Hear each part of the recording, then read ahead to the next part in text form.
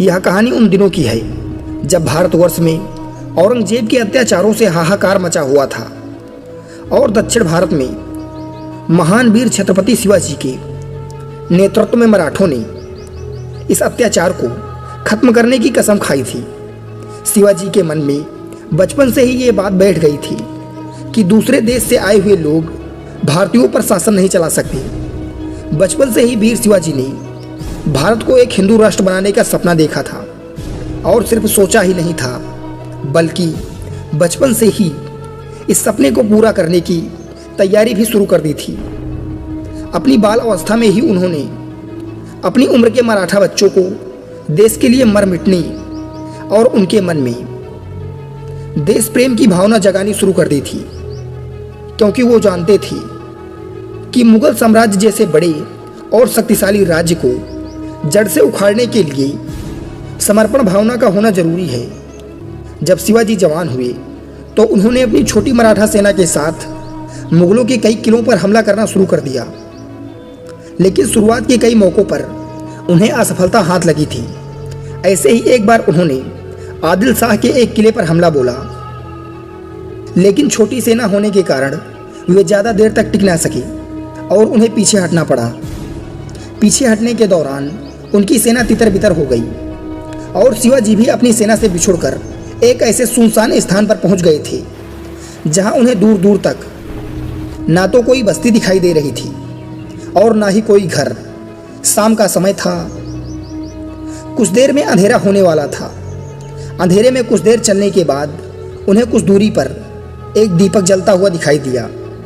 उन्होंने उस दीपक की रोशनी की तरफ आगे बढ़ना शुरू कर दिया। थोड़ी देर के बाद वे उस दीपक वाले घर के सामने जाकर खड़े हो गए। दरवाजे को खटखटाने के कुछ देर बाद अंदर से एक बूढ़ी औरत बाहर आई। शिवाजी ने उन्हें प्रणाम किया और पानी पीने के लिए मांगा। बूढ़ी औरत ने कुछ देर तक सोचा, लेकिन फिर शिवाजी को घर के अंदर बुला लिया। उन्हें हाथ मुंह धोने के लिए गर्म पानी दिया और बैठने के लिए चटाई बिछा दी। शिवाजी गर्म पानी से हाथ मुंह धोकर चटाई पर आराम से बैठ गए।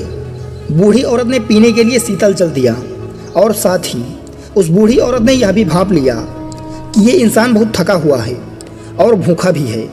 उन्होंने शिवाजी को कुछ देर और बैठने के लिए कहा। थोड़ी देर बाद वह बूढ़ी औरत एक थाली में खीर परोस कर लाई। बूढ़ी औरत के थाली नीचे रखते ही भूख के मारे शिवाजी ने सीधे थाली के बीच से ही खीर उठाई और अपने मुंह में डाल लिया। खीर मुंह में डालते ही उन्होंने अरे माँ कहकर खीर अपने मुंह से उगल दी और अपनी उंगली झटकने लगी। खीर बहुत गर्म थी, जिसके कारण उनकी जीभ और उंगली थोड़ी जल गई। यह सब देखकर वह बूढ़ी औरत हंसी और फिर बोली, तू भी शिवा जैसे स्वभाव का मालूम पड़ता है, उसके जैसे ही हरकतें कर रहा है।